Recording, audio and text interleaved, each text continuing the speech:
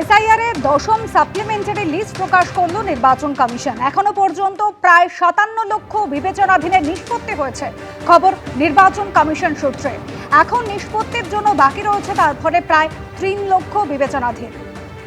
57 লক্ষ বিবেচনাধীনের নিষ্পত্তি হয়ে গিয়েছে, 3 লক্ষ বিবেচনাধীনের নিষ্পত্তি এখনো বাকি রয়েছে, খবর নির্বাচন কমিশন সূত্রে।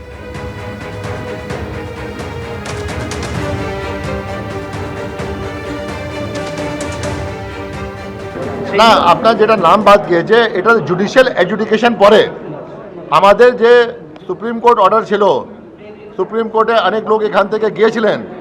সুপ্রিম কোর্ট যেটা বিবেচনা করলো, সুপ্রিম কোর্ট বললো এখানে যেটা পরিস্থিতি আছে এক্সট্রাঅর্ডিনারি পরিস্থিতি আছে, যে আপনার যে অফিসার আছে ওদের র্যাঙ্ক নেই এরকম, তারপরে এখানে অনেক কমপ্লেন্ট আসছে। এই জন্য সুপ্রিম কোর্ট বললো কি আমরা জুডিশিয়াল অফিসার থেকে এডজুডিকেশন করাবো। সুপ্রিম কোর্ট গাইডলাইন দিয়েছিল জুডিশিয়াল অফিসার কীভাবে এডজুডিকেশন করবেন। এডজুডিকেশন পরে কিছু নাম বাদ গিয়েছে, এটা judicial officer judicial mind apply করেছেন।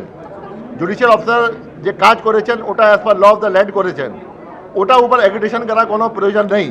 क्योंकि জুডিশিয়াল কোনো হয় সুপ্রিম কোর্ট নিজেই বলেছে কি যদি আপনি শিওর নেই, যদি আপনার ইসিআই বুঝবে কি কোনো নাম অন্তর্ভুক্ত হয়ে গেছে, কোনো পাবলিক বুঝবে অন্তর্ভুক্ত হয়ে গেছে যেটা অন্তর্ভুক্ত এলিজিবল ছিল না, যে কারোর নাম বাদ গিয়ে গেছে, ওরা আপিল করতে পারে। আপিলের ট্রিবিউনাল কাজ আরম্ভ হচ্ছে একাদিন মধ্যে।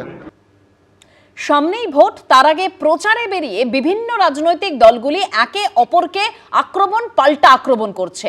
কিন্তু ঠিক এই সময় অর্থাৎ প্রচারের সময় কি খেয়ে ফিট থাকছেন বেলেঘাটার বিজেপি প্রার্থী পার্থ চৌধুরী, নিজেই জানালেন এবিপি আনন্দকে।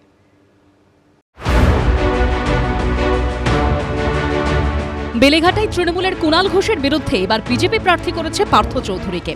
হাই ভোল্টেজ বিধানসভা ভোট, বিরুদ্ধে হেভিওয়েট প্রার্থী, তার উপর গরম, চাই বাড়তি এনার্জি। শরীর ফিট থাকলে তবে তো ভোটের প্রচারে দৌড়ানো যাবে।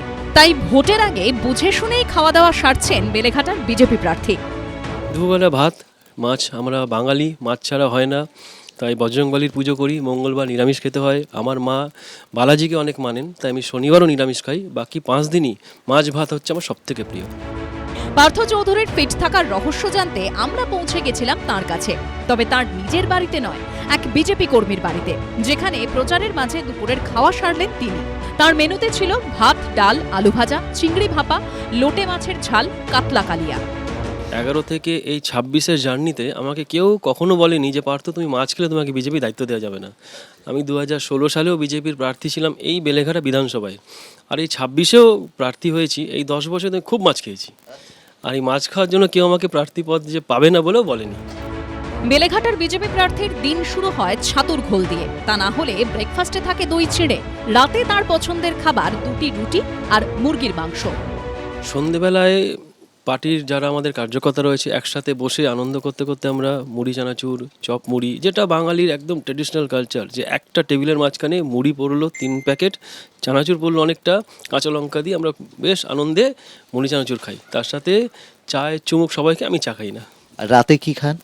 রাতে 2টো রুটি, একটু চিকেনের স্টু হলো বা হালকা সবজি খেতে ভালোবাসি।